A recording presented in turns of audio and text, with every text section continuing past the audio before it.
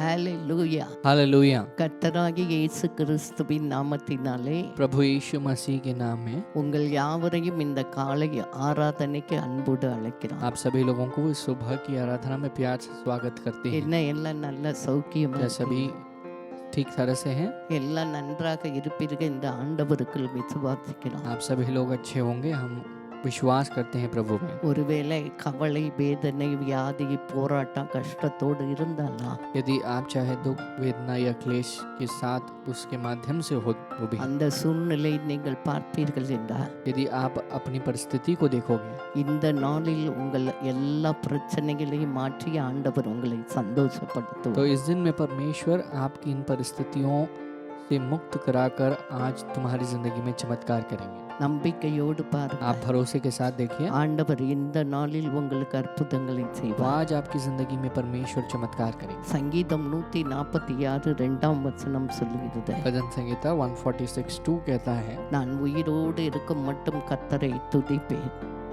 जब तक मैं जीवित हूँ तब तक मैं यहोवा की स्तुति करता நான் रहूंगा। உள்ள அளவும் என் தேவனை கீர்த்தனம் பண்ணுவேன். जब तक मैं बना हूँ तब तक मैं अपने परमेश्वर की भजन गाता रहूंगा। அவரை பாட பாட துதிக்க துதிக்க जब हम उसकी स्तुति और उसके भजन गाते हुए जाएंगे, அவருடைய பிரசன்னம் வல்லமை மகிமை அபிஷேகம் சமாதானம் நமக்குள் இறங்கும்.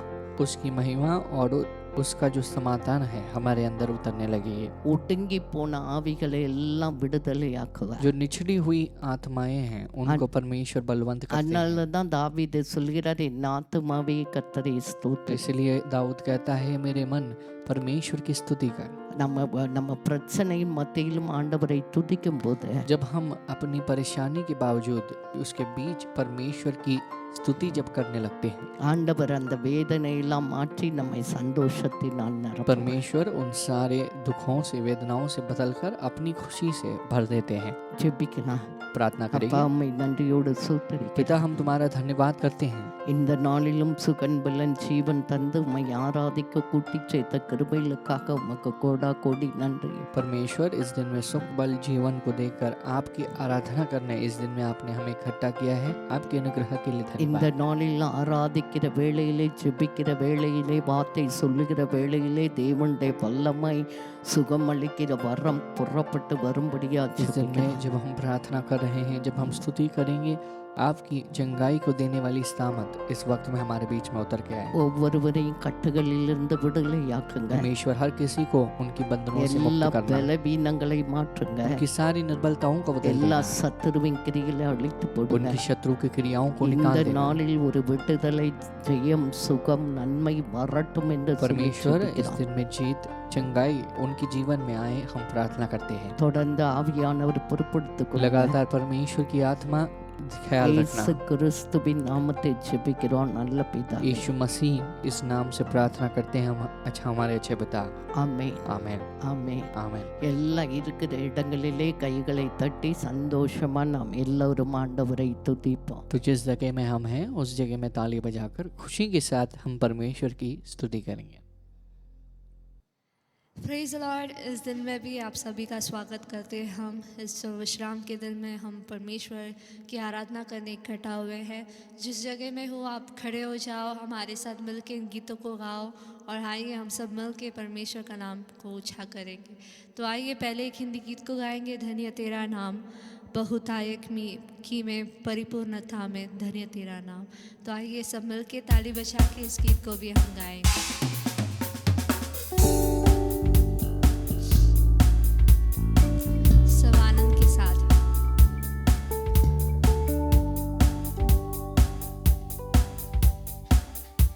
धन्य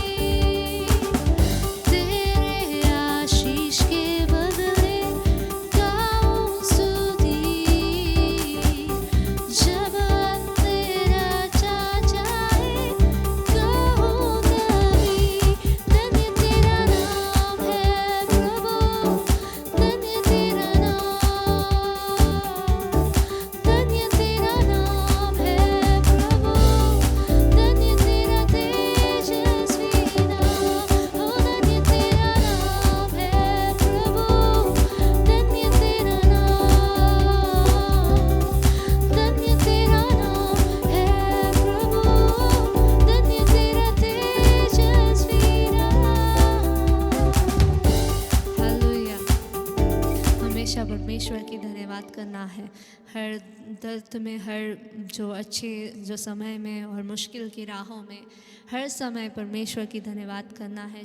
तब परमेश्वर हमें उस सारे मुश्किलों से, सारे जो दर्द से और सारे जो संकट से हमें बचा के परमेश्वर हमें ऊंचा करेंगे।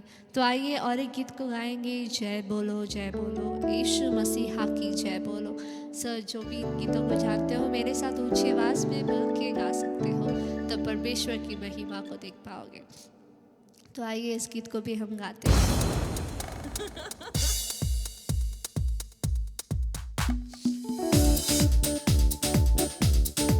सब जोर से ताली बजा के जय बोलो यीशु मसीहा की जय बोलो, जय बोलो यीशु मसीहा की जय बोलो। हम लोग को आके दिया यीशु ने, हम लोग को आके दिया यीशु ने, रोगों को चंगा किया यीशु ने, रोगों को चंगा किया यीशु ने। जय बोलो यीशु मसीहा की जय बोलो, जय बोलो यीशु मसीहा की जय बोलो। मुर्दों को जिंदा किया यीशु ने, मुर्दों को चंगा किया यीशु ने, लाजर को जिंदा किया यीशु ने, लाजर को जिंदा किया यीशु ने। जय बोलो यीशु मसीहा की जय बोलो, जय बोलो यीशु मसीहा की जय बोलो। घोड़ियों को चंगा किया यीशु ने, घोड़ियों को चंगा किया यीशु ने, लंगड़ों को चला दिया यीशु ने, लंगड़ों को चला दिया यीशु ने। जय बोलो यीशु मसीहा की जय बोलो, जय बोलो यीशु मसीहा की जय बोलो। पापियों को क्षमा किया यीशु ने, पापियों को क्षमा किया यीशु ने, शैतान को हरा दिया यीशु ने, शैतान को हरा दिया यीशु ने। जय बोलो यीशु मसीहा की जय बोलो, जय बोलो यीशु मसीहा की जय बोलो। हम सबको बचा दिया यीशु ने, हम सबको बचा दिया यीशु ने, राजाओं का राजा की यीशु है, राजाओं का राजा की जय बोलो, जय बोलो यीशु मसीहा की जय बोलो, जय बोलो यीशु मसीहा की जय बोलो, जय बोलो यीशु मसीहा की जय बोलो, जय बोलो यीशु मसीहा की जय बोलो। हालेलुया, प्रभु यीशु मसीह की महिमा हो। इस दिन में भी हम दोनों हाथों को उठा के हम परमेश्वर की ओर देखेंगे। परमेश्वर कहते हैं कि तुम कोई किसी भी बात को लेके चिंता मत करो, परंतु हर बात को लेके विनती के द्वारा परमेश्वर के पास समर्पित करो, तब परमेश्वर तुम्हारे लिए सब कुछ करके देंगे करके। आज के दिन में आप चाहे किसी बात को लेके चिंता हो सकते हो, तो सारे बातों को लेके हम परमेश्वर के पास जब हम रखेंगे, जब विनती कर देंगे, तो परमेश्वर सारी विनती को सुन के हमारे जीवन में एक चमत्कार को करेंगे, हमारी ज़िंदगी में एक भलाई को करेंगे। तो कभी निराश नहीं होना चाहिए, कभी उदास नहीं होना चाहिए, हर समय परमेश्वर की धन्यवाद करके केवल उसके ओर हमें देखना है। तो आइए सब दोनों हाथों को उठा के इस दिन में भी परमेश्वर की ओर देखिए और उसका प्रसन्न का अनुभव करेंगे।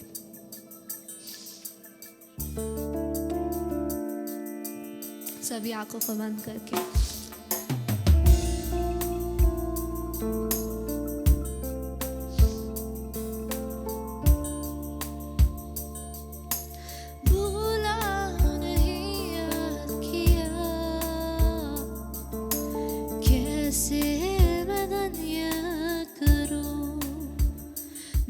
मुझे भूला नहीं याद किया, कैसे मैं धन्य करूं। दिन और रात मेरी याद रखे, अब तक संभाला मुझे।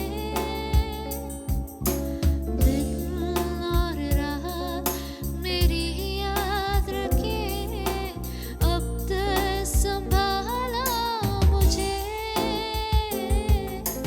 धन्य धन्य प्रभु, हाँ कोटि कोटि धन्य प्रभु।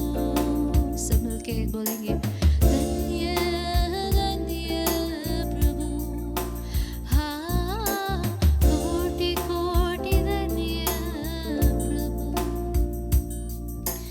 एबेनेज़र तू है प्रभु, अब तक संभाला मुझे। एबेनेज़र तू है प्रभु, अब तक संभाला मुझे। रोही मुझ पर तेरी नजर, कैसे मैं धन्य करूं। रोही मुझ पर तेरी नजर, कैसे मैं धन्य करूं। धन्य धन्य प्रभु, हाँ कोटि कोटि धन्य प्रभु। हाँ धन्य धन्य प्रभु, कोटि कोटि धन्य प्रभु। भूला नहीं याद किया, कैसे मैं धन्य करूं। मुझे भूला नहीं याद किया,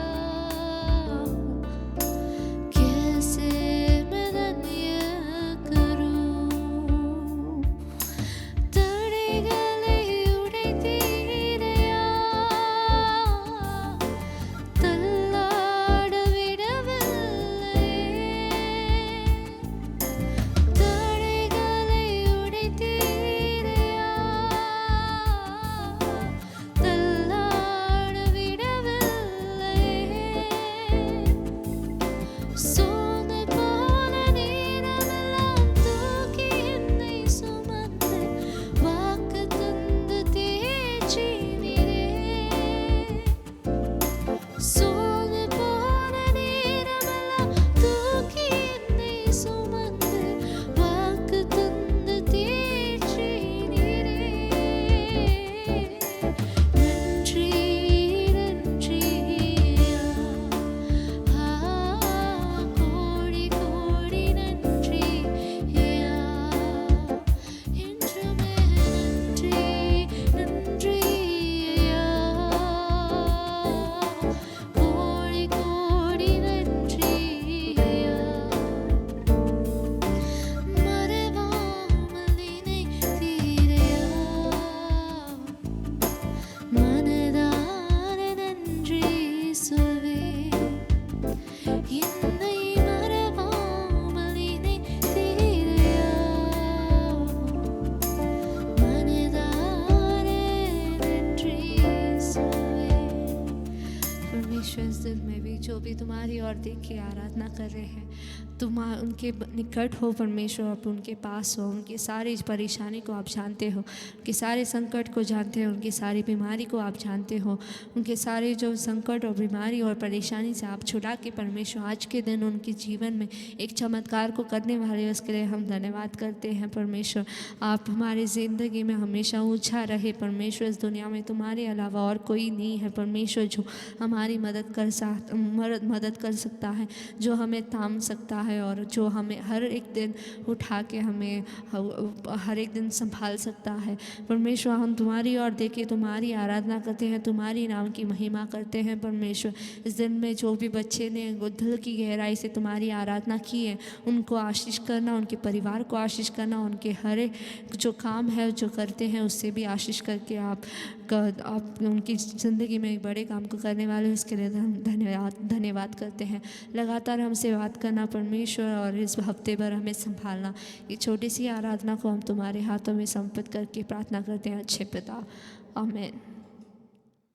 இந்த நாளிலும் ஆண்டவரை நாம் துதித்திருக்கிறோம். इस दिन में भी हमने परमेश्वर की स्तुति की है, துதியின் மத்தியில் வாசமாய் இருக்கிறவர். जो स्तुति के बीच में विराजमान है। நீங்கள் எந்த இடத்தில் துதித்தீர்களோ அந்த இடத்தில் தேவனுடைய பிரசன்னம் மகிமை அவர் வாசமாய் இருக்கிறார். जिस जगह में हम उसकी स्तुति करते हैं, परमेश्वर की प्रसन्नता और उसकी महिमा उस जगह में बसी हुई है। இப்போது நாம் எல்லோரும் இணைந்து ஒரு சில காரியத்துக்காக ஜெபிக்க इस போகிறோம். वक्त में भी हम जोड़कर कुछ चीज़ों के लिए प्रार्थना करने वाले हैं। முதல் உலகத்துக்கு இந்த உக்ரைன், ரஷ்யாவா, ஸ்ரீலங்கா, இந்தியா எல்லாம் சில காரியங்களுக்காக இந்த மங்கி பாக்ஸ் வைரஸ் இப்போ வந்திருக்கு, அதற்காக ஜெபிக்க போகிறோம். तो हम मुख्य रूप से दुनिया के लिए, भारत देश के लिए, यूक्रेन, श्रीलंका और मुख्य रूप से एक बीमारी आई है जो मंकी पॉक्स करके कहा गया है, वह कीटाणु जो है उनके बारे में प्रार्थना करेंगे। சில பேருக்கு தெரிய ஏன் ஜெபிக்கணும். 1 தீமோத்தி 2:1-4 சொல்லுது எல்லா ஜனங்களுக்காக நாம் ஜெபிக்க வேண்டாம். तो यहाँ पर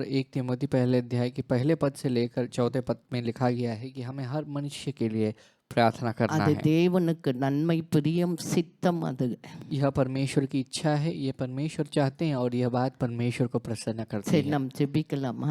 हम प्रार्थना करेंगे। முதல்ல ஆண்டவரே, நாங்கள் உலகத்துக்காக ஜெபிக்கிறோமாப்பா. परमेश्वर पिता, हम इस वक्त दुनिया के लिए प्रार्थना करते हैं, விசேஷமா ரஷ்யா, உக்ரைன் வாருக்காக ஜெபிக்கிறோம். मुख्य रूप से युद्ध जो चल रही है, युद्ध यूक्रेन और रशिया के ஆண்டவரே, बीच में। 2-3 मंथ्स போயிட்டே இருக்கு. परमेश्वर 2-3 महीना हो चुका है, लगातार ஆண்டவரே, जारी है। உக்ரைன் ஜனங்களுக்காக ஜெபிக்கிறோம். परमेश्वर यूक्रेन लोगों के लिए प्रार्थना करते हैं। எல்லாவற்றை வீடு, வாசல், சுகம், ஆண்டவரே எல்லாவற்றையும் இழந்து நெருக்கடியாய் நிற்கிற அந்த பிள்ளைகளை கண்ணோக்கி பாருங்க ஆண்டவரே. परमेश्वर जो अपने घर को, जो अपनी निवास स्थल को खोकर बैठे हैं, जो अनाथ हैं, उन बच्चों को देखना। எத்தனையோ பேர் மறித்து போய்விட்டார்கள். ஹாஸ்பிட்டல்ல காயில், கையை, ஆண்டவரே உறுப்புகளை இழந்து ட்ரீட்மெண்ட்ல இருக்க பிள்ளைகளுக்காக ஜெபிக்கிறோம். परमेश्वर, कितने तो लोग मर गए हैं और कितने तो अपने शरीर के अंगों को खोकर, घायल होकर भर्ती हुए हैं अस्पताल में। உதவி செய்ய ஜனங்களுக்கு மனம் இறங்குவீராக. परमेश्वर, इन लोगों पर आप दया करना। எப்படியாவது இந்த போர் நிறுத்தப்பட தேவனுடைய வல்லமை இறங்கி கிரிகளை நடப்பிக்கும்படியா ஜெபிக்கிறோம். परमेश्वर, कैसे तो यह युद्ध समाप्त हो जाए,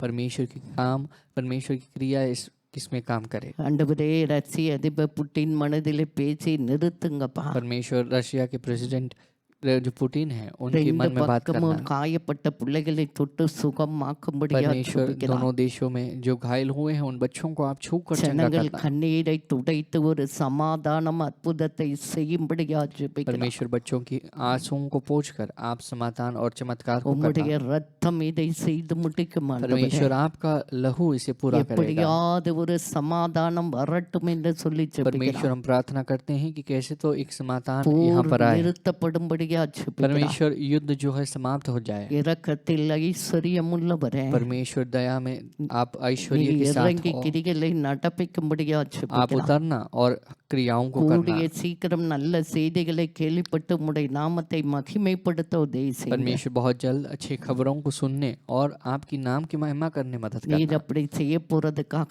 நன்றி परमेश्वर சொல்லுகிறோம். पिता, आप ऐसे करने वाले हो, धन्यवाद। அடுத்து ஸ்ரீலங்காக்காக ஜெபிக்கிறோம் ஆண்டவரே. परमेश्वर, इस वक्त में श्रीलंका के लिए प्रार्थना करते हैं। ஜெபத்தை கேட்கிறவர் எல்லாவற்றையும் மாற்றி போட்டபடியால் உமக்கு கோடா परमेश्वर, கோடி நன்றி அப்பா. जो आप हमारी प्रार्थना सुनते हो, आप हर एक किसी की समस्या को बदल रहे हो, धन्यवाद। இன்னும் ஜனங்களை ஆசீர்வதிங்க. और लोगों को आशीष करना। நான் ஜனங்கள் தேவைகளை சந்திங்க ஆண்டவரே. परमेश्वर, लोगों की जरूरतों को पूरा करना। நீர் ஆசீர்வதித்து எல்லா எக்கனாமிக் கிரைசிஸிலிருந்து விடுதலையாக உதவி செய்யுங்க டாலே. परमेश्वर, आप सारी इकोनॉमिक क्राइसिस से मुक्त होने के लिए मदद करना। ஆண்டவரே, விசேஷமா இந்தியாக்காக ஜெபிக்கிறோம். परमेश्वर, मुख्य रूप से भारत देश के लिए प्रार्थना 140 करते கோடி हैं। ஜனங்க, 28 ஸ்டேட், 8 யூனியன் டெரிட்டரிஸ்க்காக ஜெபிக்கிறோம். परमेश्वर, यहाँ के 140 करोड़ की आबादी के लोगों के लिए और 28 स्टेट 8 यूनियन உம்முடைய टेरिटरीज के लिए இரத்தத்தை प्रार्थना करते हैं। தெளிக்கிறோம் டாடி.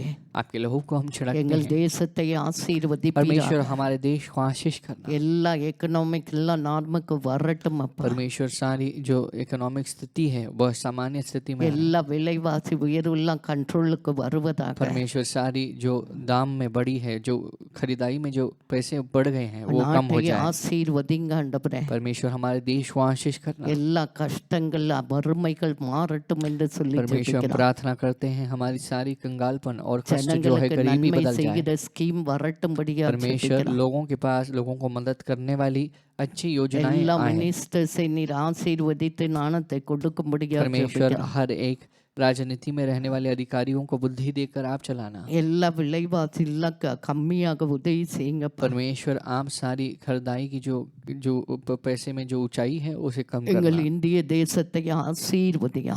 हमारे भारत देश को आशीष करना। பொருளாதாரத்தை ஆசீர்வதியா. हमारे फिनांस को इकोनॉमी को आशीष करना। ஜனங்களை ஆசீர்வதியா. लोगों को आशीष करना। இரத்த கோட்டைகள் மறைத்துக் आपके கொள்ளலாம். लहू के घड़ में छिपा ஆண்டவரே இந்த लेना। மழை காலங்களில் ஒவ்வொரு ஸ்டேட்டில் எவ்வளவு மழை பெய்யுமோ அதை தந்து ஆசீர்வதிங்கப்பா. परमेश्वर इस बारिश के मौसम में भी हर एक स्टेट में जरूरत की बारिश को बरसाना आशीष करना। வெள்ளமோ பஞ்சமோ வராதபடி கரெக்டான மழை எங்களுக்கு தரும்படியா ஜெபிக்கிறோம். परमेश्वर हम प्रार्थना करते हैं कि बाढ़ या कोई भी प्रकार की जो अकाल कोई भी प्रकार की विपत्ति ना हो बरसात के कारण हमें நீர் सुरक्षित அப்படி रखना। செய்வதற்கு உண்மை உள்ளவராய் இருக்கிறபடியால் நன்றி அப்பா. परमेश्वर आप ऐसे करने वाले हो, आप सच्चे हो, விசேஷமா धन्यवाद करते மங்கி हैं। பாக்ஸ் வைரஸ்க்காக ஜெபிக்கிறோம். मुख्य रूप से इस वायरस के लिए प्रार्थना करते हैं, मंकी पॉक्स ஆண்டவரே के लिए। இன்ஃபெக்டான கண்ட்रीஸ் எல்லாம் அந்த ஜனங்களை தொட்டு சுகமாக்கும்படியா परमेश्वर जो ஜெபிக்கிறோம்.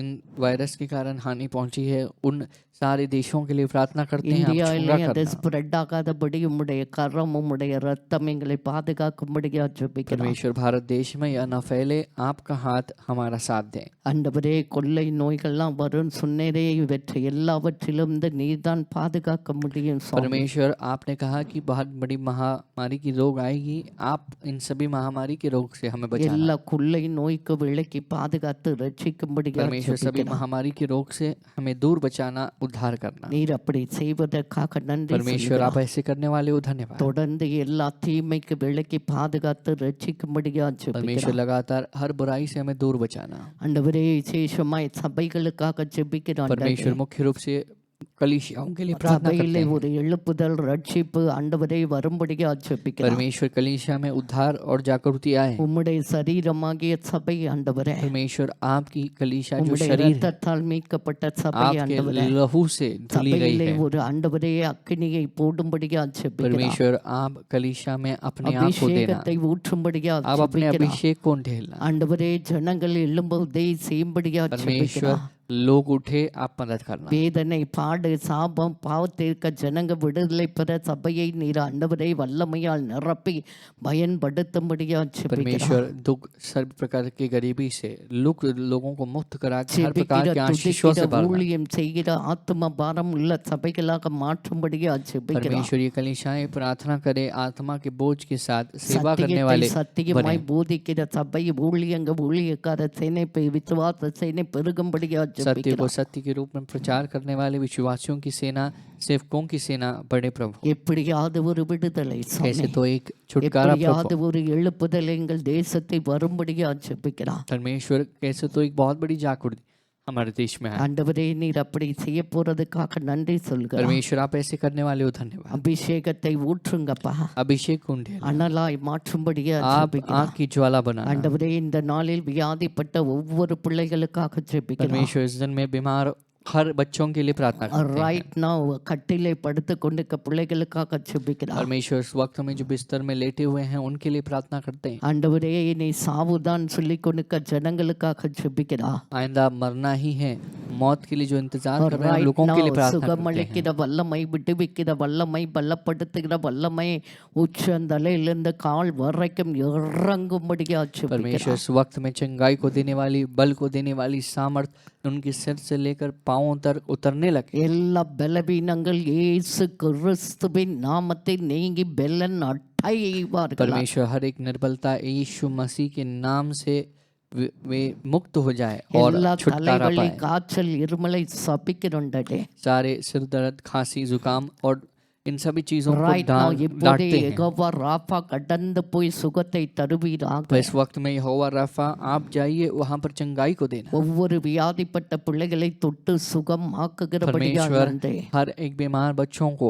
आप छू कर चंगा உம்முடைய कर रहे हो, வல்லமை धन्यवाद। இறங்கிக் கொண்டிருப்பதற்காக परमेश्वर நன்றி. आपकी सामर्थ उतर रही है, பெரிய धन्यवाद। காரியங்களை आप செய்கிறபடியா महान நன்றி. चीजों को कर रहे हो, धन्यवाद। இயேசு கிறிஸ்துவின் நாமத்தில் यीशु मसीह के नाम சுகத்தை में வைத்து ஜெபிக்கிறோம் நல்ல பிதாவே. चंगाई को रखते हैं, प्रार्थना करते हैं अच्छे आमीन। पिता।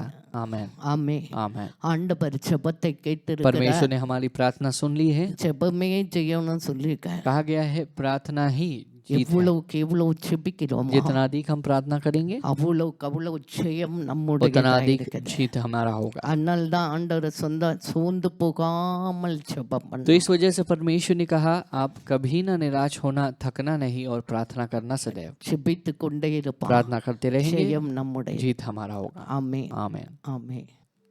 இந்த நாளிலும் நாம் தேவனுடைய வார்த்தைக்கு நேராக கடந்து इस போவோம். दिन में भी हम परमेश्वर की वचन की ओर जाने वाले हैं। 1 யோவான் 5ஆம் அதிகாரம் 4ஆம் வசனம் சொல்லுகிறது, 1 यूहन्ना 5वां अध्याय 4वां पद हमसे कहता है, தேவனால் பிறப்பது எல்லாம் உலகத்தை ஜெயிக்கும். क्योंकि जो कुछ परमेश्वर से उत्पन्न हुआ है वह संसार पर जय प्राप्त करता है, நம்முடைய விசுவாசமே और वह विजय உலகத்தை ஜெயிக்கிற ஜெயம். जिससे संसार पर जय प्राप्त होती है हमारा विश्वास है। ஹalleluya हालेलुया ஹalleluya. हालेलुया। ஆண்டவர் சொல்லுகிறார், यहाँ पर लिखा गया है, परमेश्वर நமக்கு कहते हैं விசுவாசம் இருந்தா यदि हमारे अंदर विश्वास हो உலகத்தையே ஜெயிக்க हम முடியும். इस पूरे संसार पर जय प्राप्त कर पाएंगे। ஹalleluya. हालेलुया। உலகத்தையே ஜெயிக்கணும் அந்த விசுவாசம் அவ்வளவு வல்லமை இருக்கும் என்றால் अगर इस विश्वास को रखकर पूरी संसार को यदि हम जीत सकते हैं, उतनी शक्ति நம்முடைய हो, பிரச்சனைகள் போராட்டம் நோய் குடும்பம் எல்லாவற்றையும் ஜெயிக்க நம்மால் முடியும். तो हमारे घर में जो समस्या है, जो बीमारी है, हर स्थिति को जीत सकते हैं। அப்படிதான் வசனம் நமக்கு சொல்லுது. यही बात को वचन हमें सिखाती है। அதற்கு முன்னாடி ஒரு வரி இருக்கிறது, उसके पहले एक शब्द लिखा गया है, யார் ஜெயிக்கலாம்? कौन जीत सकते हैं? தேவனால் பிறப்பது எல்லாம் உலகத்தை तो ஜெயிக்கும். लिखा गया है जो कुछ परमेश्वर से उत्पन्न होता है वह जीत सकता है யார் संसार। தேவனால் अब பிறந்தவர்கள்? कौन परमेश्वर से उत्पन्न हुए हैं? 1 யோவான் 5ஆம் அதிகாரம் 1ஆம் வசனத்திலே அது பதில் இருக்கிறது. तो उसका जवाब उसी अध्याय यानी 1 यूहन्ना 5वें अध्याय के पहले पद में जवाब है, இயேசுவானவரே கிறிஸ்து என்று விசுவாசிக்கிறவன் எவனும் தேவனால் तो பிறந்திருக்கிறான். लिखा गया है जिसका यह विश्वास है कि यीशु ही मसीही है वह परमेश्वर से उत्पन्न हुआ है। நாம் யாராக இருக்கலாம்? तो हम कौन हैं? இயேசுவை கிறிஸ்து என்று நீ விசுவாசித்தால் यदि तुम यीशु मसीही है करके विश्वास करो நீ தேவனால் பிறந்த तो பிள்ளை. आप परमेश्वर से उत्पन्न हुए हो உன்னால் உலகத்தை ஜெயிக்க और முடியும். आप दुनिया को जीत सकते हैं। ஹalleluya हालेलुया ஹalleluya हालेलुया ஹalleluya. हालेलुया। இந்த உலகத்தை நாம் பார்க்கும்போது जब हम इस दुनिया को देखते हैं என்ன இருக்கு? क्या है? ஆண்டவருடைய வார்த்தை சொல்லுகிறது உலகத்திலே உங்களுக்கு உபத்திரம் உண்டுன்னு சொல்றார். परमेश्वर का शब्द हमसे कहता है इस संसार में तुम्हें इस जगत में क्लेश है। நான் இயேசுவை நம்புறேன் கும்பிடுறேன் தேடுறேன் ஜெபிக்கிறேன் அதனால எனக்கு பிரச்சனை இல்லையா? क्या मैं यीशु के ऊपर विश्वास करता हूँ, मैं उसे ढूंढता हूँ और उसे खोज रहा हूँ, इस कारण से मैं कभी परेशानी में नहीं पड़ूंगा? ऐसा அப்படி है? சொல்லவே இல்லை வசனம். ऐसा वचन नहीं कहता। உலகத்திலே உங்களுக்கு உபத்திரம் உண்டு, वचन में कहा गया है जगत में संसार में तुम्हें क्लेश है, ஆனால் திடன் கொள்ளுங்க, लेकिन फिर से लिखा गया है धाड़स बांधो, உலகத்தை நான் ஜெயித்தேன். क्योंकि मैंने संसार या जगत அந்த को जीत लिया है। ஜெயித்தவராலே जो जयवंत हुआ है இயேசு கிறிஸ்துவினாலே यीशु मसीह के द्वारा, அவரை விசுவாசிக்கும் போது जब हम इस यीशु पर विश्वास करते हैं உலகத்திலே இருக்கிற எல்லா பிரச்சனைகளையும் நம்மால் ஜெயிக்க முடியும். दुनिया की हर एक समस्याओं को हम जीत सकते हैं। உலகத்தை என்ன பிரச்சனை? अब दुनिया பாவம் में இருக்கு, क्या समस्या है? पाप है, சாபம் இருக்கு, श्राप है, வியாதி இருக்கு, बीमारी है, பண கஷ்டம் இருக்கு, रुपयों की परेशानी है பலவிதமான போராட்டங்கள் और இருக்கு. हर प्रकार की भिन्न भिन्न समस्याएं हैं। இப்படி உலகத்திலே ஏகப்பட்ட பிரச்சனைகள் இருக்கு. तो इस दुनिया में भिन्न भिन्न तरह की समस्या है। இதையெல்லாம் ஜெயிப்பதற்கு इन सब को जीतने ஒன்னே ஒண்ணுதான் சொல்றேன். एक ही कार्य को यहाँ कहते हैं விசுவாசம். विश्वास। நம்முடைய விசுவாசமே हमारा विश्वास உலகத்தை इस ஜெயிக்கும். संसार पर जय அப்ப को प्राप्त करती விசுவாசம்னா है। என்னன்னு तब தெரியும். विश्वास क्या होता है पहले जानना चाहिए। எபிரேயர் 11:1 சொல்லுகிறது, इब्रानियों 11वां अध्याय उसमें पहला पद कहता है விசுவாசமானது நம்பப்படுகிறவர்களின் உறுதியும் காணப்படாதவைகளின் நிச்சயமாயிருக்கு. लिखा गया है अब विश्वास आशा की हुई वस्तुओं का निश्चय और अनदेखी वस्तुओं का प्रमाण है। விசுவாசம். विश्वास எனக்காக ஆண்டவர் 2000 வருஷத்துக்கு முன்னாடி வந்தார். 33 வருஷம் இருந்தார், பாடுபட்டார், சிலுவையில் மரித்தார், அடக்கம் பண்ணப்பட்டார், உயிரோடு எழுந்தார், இன்றைக்கு ஜீவனோடு இருக்கிறார், திரும்ப வரப்போகிறார். இதை நம்ப तो வேண்டாம். यीशु मसीह का जन्म हुआ, 33 साल तक वह जीवित थे, मेरे लिए कुर्बान हुए, तीसरे ही दिन जिंदा उठे, मेरे लिए उन्होंने कुर्बानी दी, मेरे परेशानियों को बदलेंगे और वापस एक आने वाले हैं। இதை बात पर विश्वास நம்புறதுல करेंगे। ஸ்ட்ராங்கா இருக்கணும். इस सब बातों में भरोसा करने में बहुत दृढ़ रहना चाहिए, बहुत अच्छे से पकड़ लेना है। காணப்படாதவைகளின் நிச்சயம். लिखा गया है कि अनदेखी वस्तुओं का प्रमाण। முன்ன அப்போஸ்தலர் 1ஆம் அதிகாரம் சொல்லுது, இயேசுவானவர் எப்படி போனாரோ அப்படி திரும்ப வரப்போகிறார். तो अब प्रेमितों के निबंध में पहला अध्याय में कहा गया है, यहाँ पर जिस तरह से यीशु आपके सामने उठा लिया गया उसी प्रकार वो वापस भी आएगा। அப்ப பரலோகம் நரகம் ஒன்று இருக்கிறது. तब आवश्यक स्वर्ग एक है और नरक भी एक है। ஆண்டவர் வந்து ஜனங்களை கூட்டிக் கொண்டு போவார். परमेश्वर आएंगे और अपनी प्रजा को ले இது जाएंगे। காணப்படாத காரியங்கள் நிச்சயமாய் இருக்க तो வேண்டும். यहाँ पर जो अनदेखी वस्तुएं हैं उन सब बातों की प्रमाण यानी उन सब बातों की निश्चितता होनी चाहिए। இதுதான் விசுவாசம். ये विश्वास होती है। இயேசு எனக்காக இருக்கிறார். यीशु मेरे लिए है।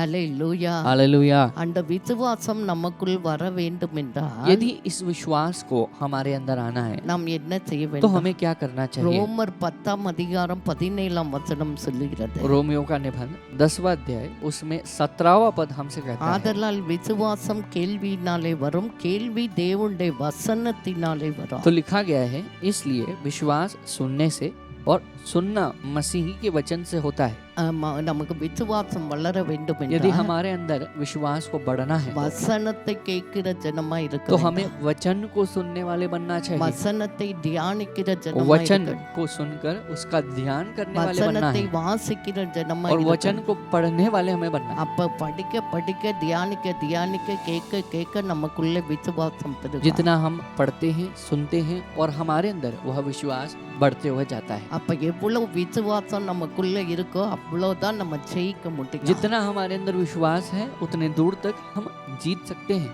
ஹalleluya. हालेलुया। இதெல்லாம் பிராக்டிஸ் பண்ணணும். तो इन सब कार्य को अभ्यास करना நல்லா चाहिए। படிக்கிற பிள்ளையை பாருங்க, अब देखिए जो बच्चे अच्छी तरह से पढ़ाई करते हैं उनको देखिए, ஸ்கூல்லையும் கவனிக்கும். वह स्कूल में भी अपनी पाठशाला में ध्यान வீட்டுல देते हैं வந்து மேக்ஸ் போட்டு பாக்குற பிள்ளை தான் और 100 மார்க்ஸ் घर வாங்குறான். में गणित के जो सम्स हैं उसे जो अभ्यास करते हैं हर रोज प्रैक्टिस करते हैं वे अच्छे अंक எனக்கு लेंगे। எல்லாம் தெரியும்னு சொல்லும், वो कहेंगे कि कुछ बच्चे कहते हैं मैं सब जानता हूँ जानती ஆனா हूँ, பிராக்டிஸ் பண்ணாத. लेकिन कभी उसे अभ्यास नहीं करते। கேட்டா எனக்கு எல்லாமே கரெக்டா जब उनसे தெரியும். पूछें तो कहेंगे कि मुझे सब कुछ सही से पता है। அங்கே போனால் ப்ளஸுக்கு மைனஸு போட்டு எல்லா சம்மும் ராங் ஆகி கடைசி மார்க் 50 மார்க் தான் வரும். तो वहाँ पर जब आंसर करते वक्त में प्लस की जगह माइनस करके जो आखिरी सब सम को नाश कर देते हैं और जो 100 की जगह 50 मार्क मिलता है। எதுவுமே ப்ராக்டிஸ் இல்லாமல் இன்னும் சக்ஸஸ் ஆக तो कोई முடியாது. भी विषय रहे अभ्यास सही से नहीं किया जाता तो उसमें हम कभी सफल नहीं होते। அதே மாதிரி விசுவாசம் ப்ராக்டிஸ் பண்ண उसी வேண்டும். प्रकार हमारे विश्वास को भी हमें अभ्यास करना चाहिए। ப்ராக்டிஸ் பண்ணணும்னா டெய்லி வசனத்தை வாசித்து கேட்கிற ஜனமாய் இருக்க வேண்டும். अभ्यास कैसे किया जाता है? हर रोज वचन को पढ़कर उसे सुनकर सुनने वाले बनना चाहिए। தன் விசுவாசத்தினாலே இந்த உலகத்திலே வந்த பிரச்சனையை எப்படி ஜெயித்தான்னு ஒரு ஆளை குறித்து சுருக்கமா 2-3 பாயிண்ட் சொல்லி நான் अब முடிக்க यहाँ पर போகிறேன். कुछ 1-2 चीजों को कहकर मैं समाप्त करना चाहूंगा कि एक व्यक्ति ने अपने विश्वास को रखकर कैसे संसार को जीता। இதுல சொல்ற நல்ல கவனிங்க, நம்முடைய விசுவாசம் தான். तो यहाँ पर जो ध्यान दीजिए कह रहे हैं वो कहा गया है कि हमारा जो विश्वास है, இயேசு மேல மற்றவங்க மேல சொல்ல, உனக்கு விசுவாசம் இருந்தா நீ ஜெயிக்க முடியும். यीशु या दूसरों का विश्वास करके नहीं लिखा गया है, बल्कि तुम्हारे अंदर विश्वास हो तो तुम संसार को जीत सकते हो। விசுவாசிகளின் தகப்பன் என்கிற சொல்லுகிற ஆபிரகாமை குறித்து तो பார்த்தா, यहाँ पर विश्वासियों का पिता जो अब्राहम को कहा जाता है उसे हम देखेंगे। அவர் நிலைமை என்ன? उसकी परिस्थिति क्या है? ரோமர் 4 அதிகாரம் रोमियो 4 अध्याय 18 வசனம் उसमें சொல்லுகிறது. 18वां पद कहता है, அவருக்கு உன் சந்ததி இவ்வளவாய் இருக்கும் என்று சொல்லப்பட்டபடியே தான் அநேக ஜாதிகளுக்கு தகப்பன் ஆவதை நம்புகிறதுக்கு ஏதுவில்லாது இருந்தும் அதை நம்பிக்கையோடு விசுவாசித்தார். அவருடைய நிலைமை என்ன தெரியுமா? तो उसने क्या किया? यहाँ पर उस निराशा के बावजूद அவர் उसने நல்ல आशा ஒரு रखा। ஆண்டவருடைய பிள்ளை, தேவனுக்கு பிள்ளை, ஒரு நல்ல விசுவாசி. एक अच्छा इंसान है, परमेश्वर का बच्चा है और अच्छा एक विश्वासी है। ஆனா அவர் வாழ்க்கை ஒரே ஒரு குறை, பிள்ளை இல்ல. उसकी जिंदगी में अपना वारिस नहीं था। அப்ப ஆண்டவர் அவருக்கு சொல்றார், तब परमेश्वर उस स्थिति में कहते हैं, நீ अनेक ஜாதிகளுக்கு தகப்பனாய் இருப்பாய். परमेश्वर ने कहा तेरा वंश ऐसा होगा कि वह बहुत सी जातियों का पिता होगा। இவருக்கு நிலைமை என்ன? इनकी परिस्थिति क्या है? இவருக்கு பேரு சொல்ல ஒரு பிள்ளை கூட இல்ல. अपने नाम को कहने के लिए एक वारिस नहीं, एक बच्चा नहीं। அப்ப ஆண்டவர் சொல்றாரு, நீ अनेक ஜாதிகளுக்கே நீ தகப்பனா. परमेश्वर जब कहते हैं इसे देखकर उस वक्त में कहते हैं कि तेरा वंश ऐसा होगा कि बहुत सी जातियों का तो पिता बनेगा। ஆண்டவர் சொல்லுகிறது ஒன்று, परमेश्वर कुछ कहते हैं, ஆனால் இருக்கிற சூழ்நிலை लेकिन हमारी परिस्थिति जो है अलग होती है। ஆபிரகாம் என்ன செய்தார்? अब्राहम ने क्या किया? அதை நம்புறதுக்கு சான்ஸே இல்ல. यहाँ पर अपनी निराशा में वो कहता है भरोसा करने के लिए कोई मौका ही नहीं, अवसर नहीं। ஆனால் அதை நம்பிக்கையோடு விசுவாசித்தார். अपनी इस निराश परिस्थिति में उसके बावजूद उसने आशा रखकर विश्वास की। ஹalleluya, हालेलुया, ஹalleluya, हालेलुया, ஹalleluya. हालेलुया। அப்படின்னா என்ன அர்த்தம்? तब इसका मतलब क्या है? ஒருவேளை வியாதியோடு நீங்கள் பார்க்கலாம், आप कभी बीमार स्थिति में देख सकते हैं, doctor report, scanning, blood test, அது இது எல்லாம் எடுத்து சொல்வார், இந்த ஆர்கன் உங்கள் ஃபெயிலியர் ஆயிடுச்சு. तब डॉक्टर कहेगा कि तुम्हारा ब्लड टेस्ट, तुम्हारी सब तरह की टेस्टिंग करके कहता है तुम्हारे शरीर में यह अंग जो है अब काम नहीं कर रहा இனிமே है। சான்ஸே கிடையாது. कहेंगे कि आइंदा जिंदगी जीने का मौका नहीं है तुझे। ஆப்ரேஷன் பண்ணா கூட 80% கூட ஃபெயிலியர் ஆயிரும், 20 தான் சக்சஸ். तो यहाँ पर ऐसे कह सकते हैं कि तुम्हारे अंग को निकाल कर यदि ऑपरेशन भी किया जाए तो उससे 80% लोग जो हैं सक्सेसफुल नहीं रहता है என்ன इसमें। செய்ய முடியும்? ஒன்றும் செய்ய वो முடியாது. डॉक्टर ने हाथ छोड़ दिया कि क्या कर सकते हैं, कुछ नहीं। இப்படி சொல்லுகிற வேளையிலே जब लोग ऐसे कहते हैं हमारे पास उस நம்முடைய परिस्थिति में, விசுவாசம் எப்படி तो இருக்குது? हमारा विश्वास कैसे है?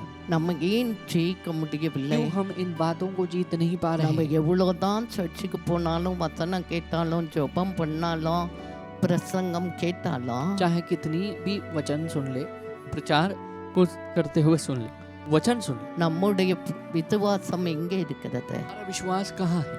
டாக்டர் இப்படி சொல்லிட்டு अरे हम डॉक्टर ने तो कह दिया ऐसे, எல்லா டெஸ்டும் பண்ணிட்டோம், उन्होंने सब प्रकार के முடியாது टेस्ट कर ली है, उन्होंने कह दिया नहीं हो पाए। இப்படிதான் நம்ம பேசுறோம். ऐसे हम बोलते हैं, அதனால बात தான் करते நம்மளால हैं, ஜெயிக்க तो முடியல. इस वजह से हम जीत नहीं पा रहे हैं। அதனால ஆபிரகாமை பாருங்க, अब यहाँ पर अब्राहम को देखिए, நம்பிக்கையோடு விசுவாசித்தார். वो कहता है आशा रखकर विश्वास किया कर रहा அவர் था। நம்பிக்கையிலே ஒரு பாயிண்ட் கூட கம்மியா अब उसकी आशा में वह कभी घटा नहीं। எப்படி வந்துச்சு? कैसे आया? வசனா, वचन, வசனா, वचन, வசனம் என்ன சொல்லுகிறது? वचन क्या कहता है? 1 பேதுரு 2:24 சொல்கிறது, அவருடைய தழும்புகளால் குணமானீர்கள். Past tense. एक पत्रस दूसरा अध्याय 24वां वचन कहता है उसके घायल होने से तुम चंगे हो गए। மத்தேயு 8ஆம் அதிகாரத்தை சொல்லுது, அவர் தாமே நமது பலவீனங்களை ஏற்றுக்கொண்டு நோய்களை சுமந்தார். तो मती यहाँ पर 8वें अध्याय में कहा गया उसने हमारी निर्बलताओं को सह लिया और हमारे बीमारियों को उसने सह लिया। நானே உன் பரிகாரியாகிய கர்த்தர். परमेश्वर कहते हैं मैं तेरा उद्धार करने वाला उद्धार करता हूँ, प्रायश्चित हूँ। இந்த வசனத்தை நாம் விசுவாசித்து इन वचनों पर विश्वास रख அதை के நாம் அறிக்கை பண்ணுகிற जब வேளையிலே हम उसे अंगीकार करते हैं, कहने लगते हैं, எல்லா நோய்களிலிருந்தும் நாம் ஜெயம் கொள்ள முடியும், நல்ல சரீர சுகத்தோடு வாழ முடியும். तो हम हर प्रकार की परेशानी से, बीमारी से मुक्त होकर अच्छी शरीर की सेहत के साथ जी सकते हैं। Hallelujah, hallelujah, hallelujah, hallelujah, hallelujah. Hallelujah.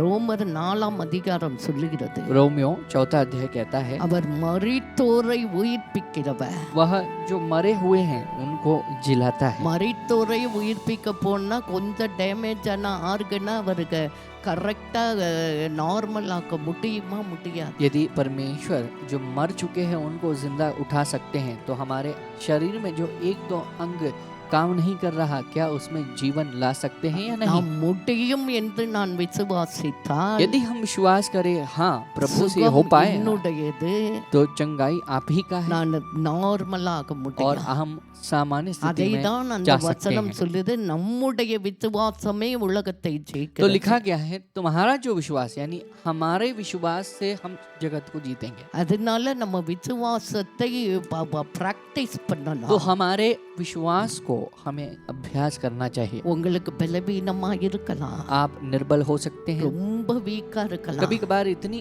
शक्ति के बिना हो ரொம்ப सकते हैं, வலியோடு இருக்கலாம், बहुत दर्द के साथ हो सकते हैं। எவ்வளோ மாத்திரை சாப்பிட்டு சுகமாகாம இருக்கலாம். आप कह सकते हैं मैं इतनी दवाइयाँ गोलियां ले रहा हूँ அருமையான लेकिन चंगाई சகோதரி, नहीं हुआ। சகோதரி, மகனே, மகளே, हे मेरे प्रिय भाई बहन, बेटा बेटी, இந்த நாளில் வசனத்தை நம்பு, इस दिन में वचन पर अपने विश्वास அதை को रख, அறிக்கை उसे பண்ணு, अंगीकार कर। அதை நம்பிக்கையோடு விசுவாசிக்கிற வேளையிலே அற்புதம் உனக்குரியதாய் जब மாறுகிறது. हम भरोसा करते हैं आशा के साथ, तब चमत्कार आप ही का होगा। இப்படிதான் ஆபிரகாம் इस செய்தார். तरह से अब्राहम ने की, அவ ஃபர்ஸ்ட் நம்பிக்கையோட வசனத்தை நம்பு. उसने आशा रखा वचन पर। 19 அடுத்த வசனம் சொல்லுகிறது, अगला वचन कहता है रोमियो அவர் के 4 अध्याय में, விசுவாசத்திலே பலவீனமாய் இருக்கவில்லை. वह विश्वास में कभी निर्बल न அவர் हुआ। ஏறக்குறைய 100 வயது உள்ளவனாய் இருக்கும்போது தன் சரீரம் செத்து போனதையும் சாராளுடைய கர்ப்பம் செத்து போனதையும் எண்ணாமல் இருந்தார். वह जो 100 वर्ष का था, अपने मरे हुए शरीर और सारा के गर्भ की मरी हुई सी दशा जानकर भी विश्वास में निर्बल न हुआ।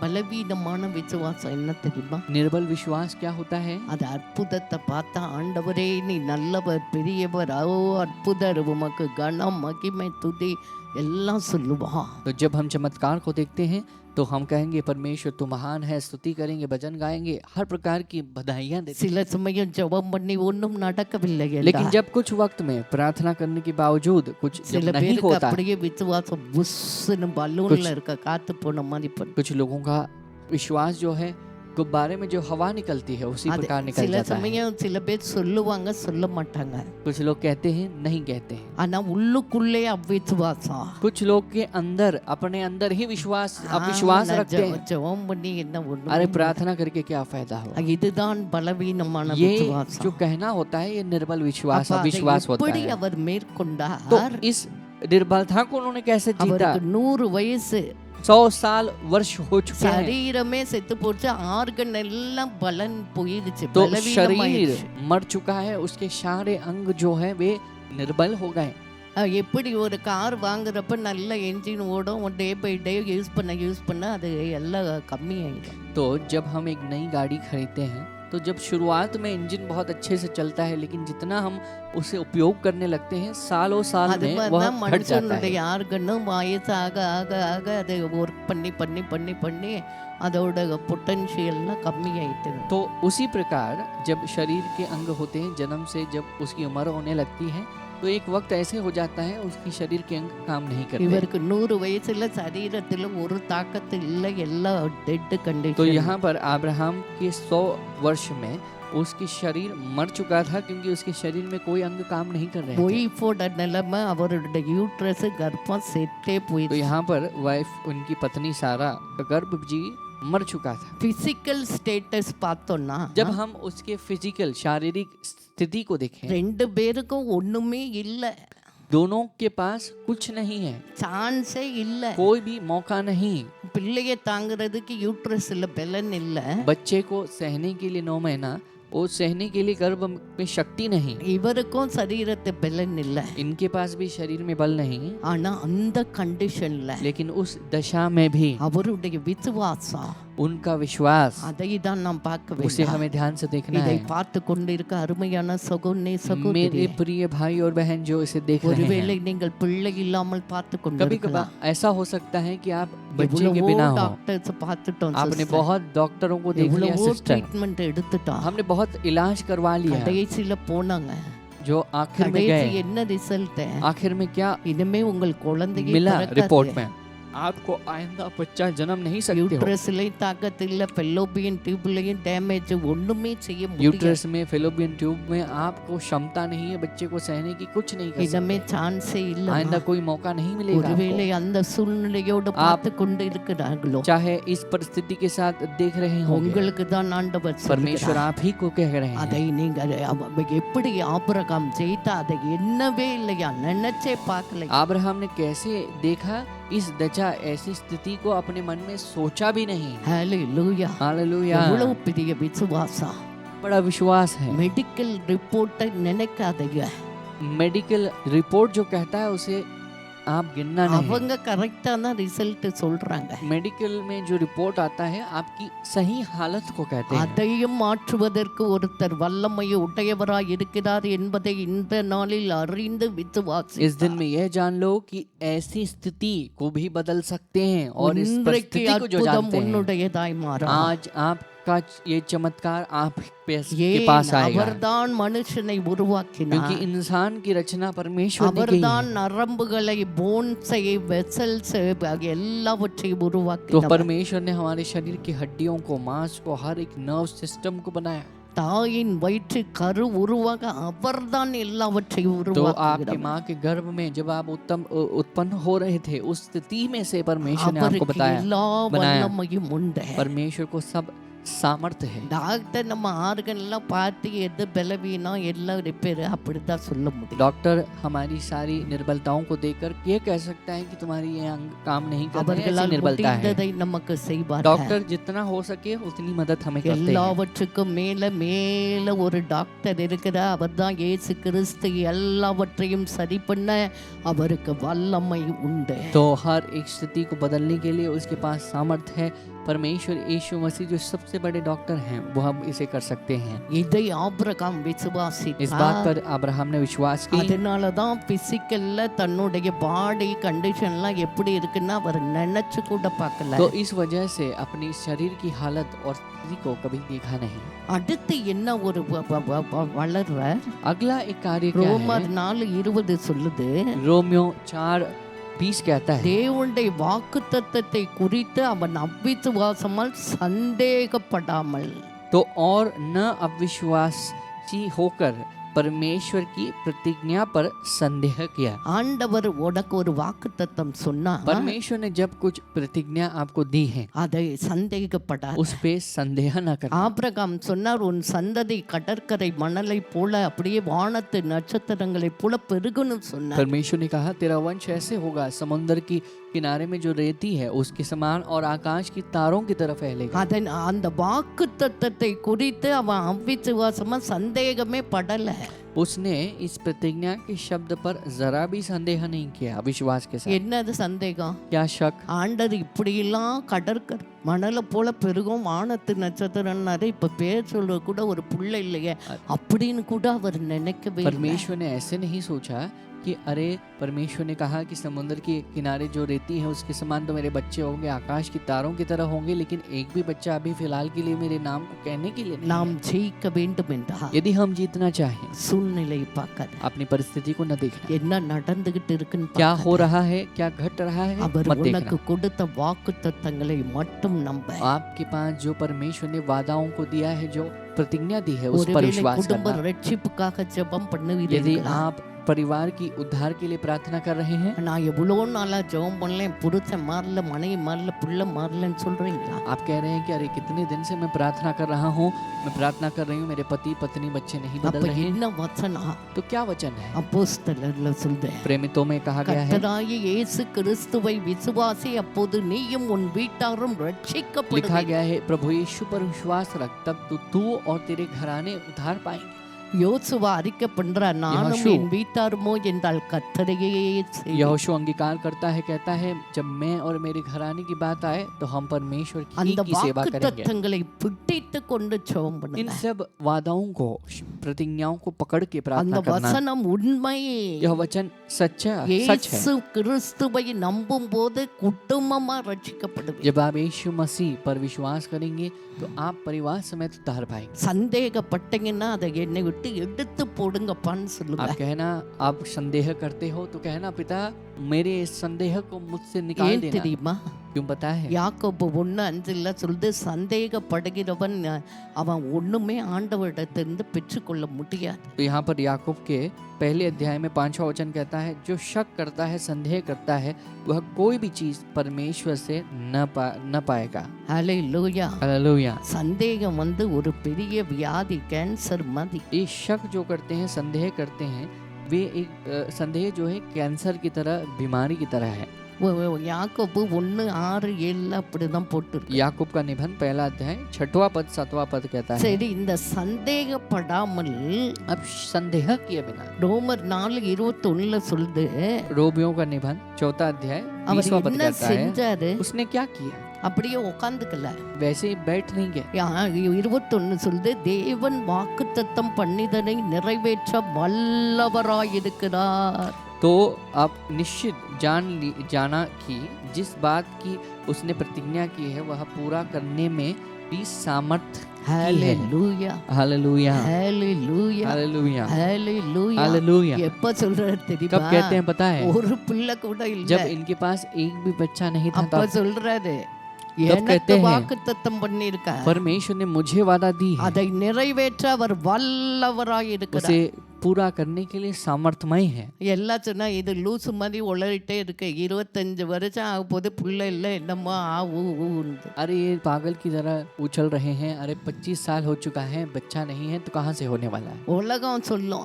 दुनिया कहेगा, அத அவர் लेकिन கண்டுகொள்ளவே दुनिया இல்லை. की बातों को उन्होंने जरा भी ध्यान நம்ம नहीं दिया। உலகத்தை கண்டுக்காம ஆண்டவரை மட்டும் நம்பி வசனத்தை நம்பி போயிட்டே இருந்தேன்னா ஜெயம் जब உங்களுடைய. दुनिया की बातों पर परवाह नहीं करते हैं, तब परमेश्वर की बातों पर जब हम ध्यान देते हैं तो हम आगे बढ़ के जा அப்ப सकते அவர் हैं। வல்லவராய் இருக்கிறார் என்று முழு நிச்சயமாய் நம்பினார். उसने प्रभु पूरा करने के लिए सामर्थ्य है, निश्चितता के साथ इस बात को जान लिया। அவர் நம்புறதுனால उसने भरोसा किया, அவர் इसलिए என்ன செஞ்சானா தேவனை மகிமைப்படுத்தினார். वह परमेश्वर की महिमा करने लगा। ஹல்லேலூயா. हालेलुया। ஹல்லேலூயா. हालेलुया। எப்பமா?